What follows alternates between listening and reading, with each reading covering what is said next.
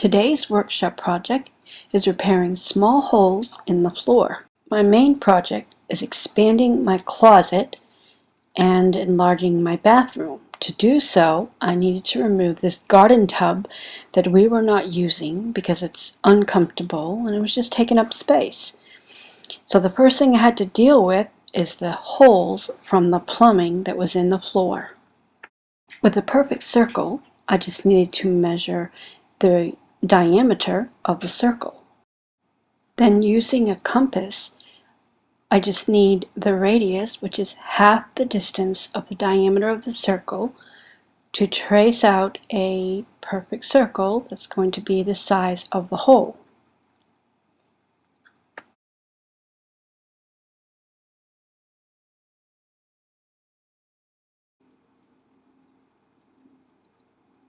I do the same thing with both of the holes, measuring the diameter, finding the radius, which is half the distance of the diameter, so that I'll have the circle the correct size to fit the hole.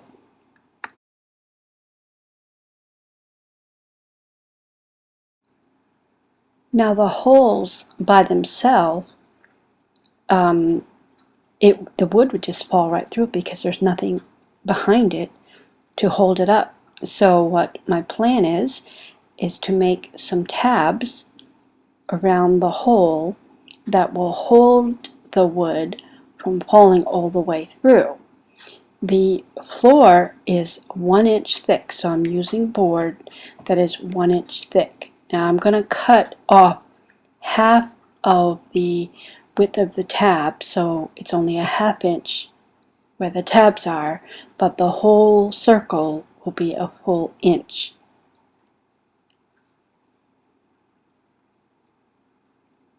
This way it will be able to hold the circles in place so they don't fall all the way straight through. Now cutting them out is a little bit tricky. I used a jigsaw to cut them out. And I am using a template so that each tab is approximately the same size. 3 tabs works good for a circle. I'm tracing it with a marker just so I can see when I'm cutting. They are a little rough, but I managed to cut them almost all the way out. I can fix it up with a Dremel tool to fine-tune it. You see I missed a little spot right there. But the Dremel tool with all the different attachments is great for doing little tiny details, so I'll be able to clean it off and make it fit right. Okay, I lowered the blade. So it will only cut halfway through, because what I want to take is just half of this stuff off this part, the bottom of it. I'm going to cut that off. So, put on my glasses. Keep covered.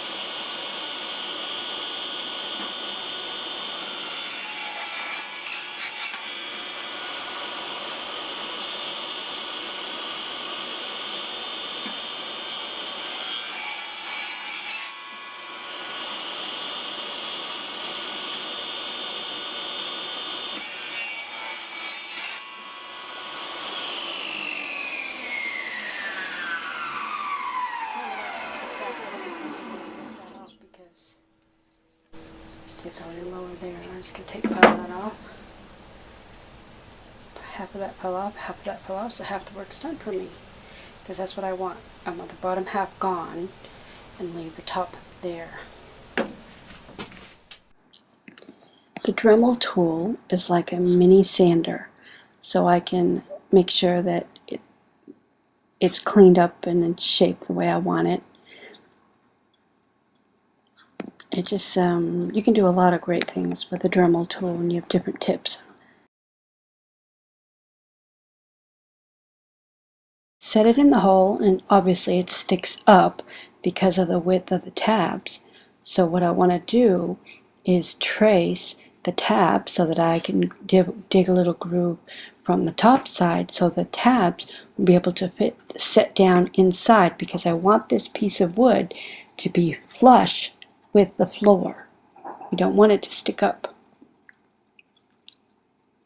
And just in case I'm off, I marked it, put a number so I know which tab goes where, because they might not wind up being exactly the same. Then I use my Dremel tool to dig out the groove where the tabs are going to sit down inside of, and I want them to be at the same depth that the tabs are, a 1/4 inch or a little bit more, so that the whole thing will sit down in the hole flush. I test it, check it very carefully, want to make sure it's flush. If it sticks up at any place, then I will have to correct it.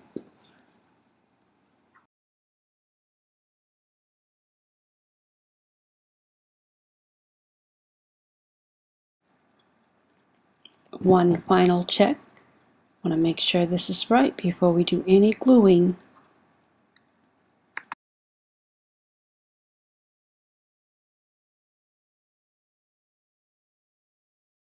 Here's a close look. We have them both now so that they fit good. So now we can start gluing. And then I fill the holes with glue, and then we press them in.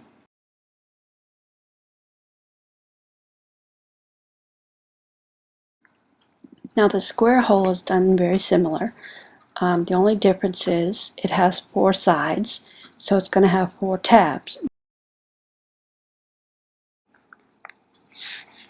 Now this square one seemed to fit pretty tight, but because you have to drill holes on the corners, there's some big gaps where the corners are. I put glue on the straight edges as well.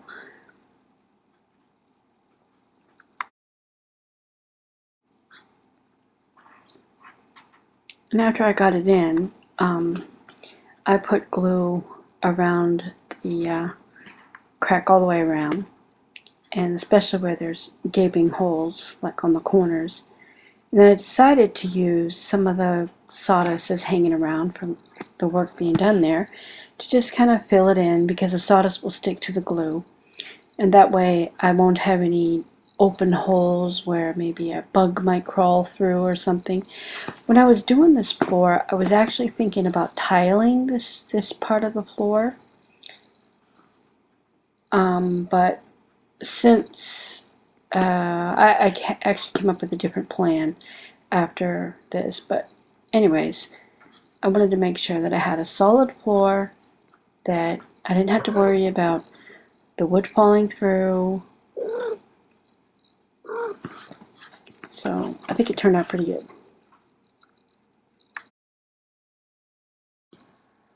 I know I'm probably a bit of a perfectionist. I just wanted to make sure there are no holes in the floor, so I kind of really worked this one, because I just hate the thought of holes and bugs crawling through.